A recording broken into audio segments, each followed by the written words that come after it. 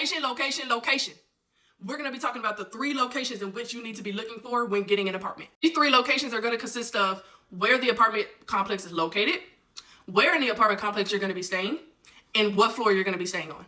The 3 locations. My mom made up that whole little intro, so let me know if y'all like it, because I kind of can give her credit and say that she did good with that one. Number 1, and we're just going to get right into it. Where is the complex located? That is very important because you would hate to have to stay somewhere and the closest Walmart is 20 minutes away. So it's very important that when you're looking for an apartment, you're looking at the surrounding areas. What stores are nearby? What banks are nearby? How far these places are from the complex that you're going to. And that should be focused on while you're driving there. So if you're driving to the apartment complex, you need to see the surrounding things and see, okay, you know what? I may not want to stay here because the closest Walmart is 10 minutes away. Number 2, what part of the complex that you should be staying in and why these places are important. Because if you're staying toward the back of the apartment complex, 9 times out of 10, it's more crime rate toward the back of it because it's not near the office and the office can't really see what's going on. It's so many reasons of why the back of the complex is not always the best place, because not only that, but most of the apartments that I have looked at, and I will tell you this, every apartment is different.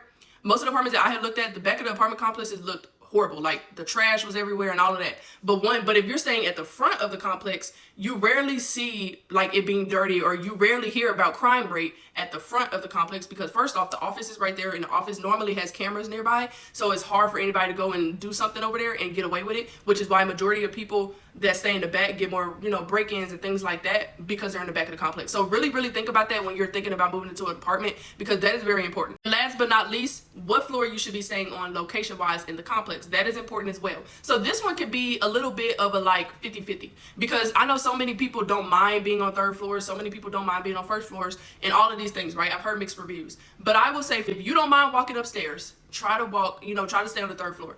Because if you're a person where you feel like you're a light sleeper or you get irritated easily, you would hate for somebody to be above you and they're stomping every single day. Like that could be very, very annoying. So really think about that. But if you're a type of person where you're like, well, I have kids and I don't want to have to walk upstairs if it's icy or anything like that on the stairs, then I would recommend going on the 1st floor.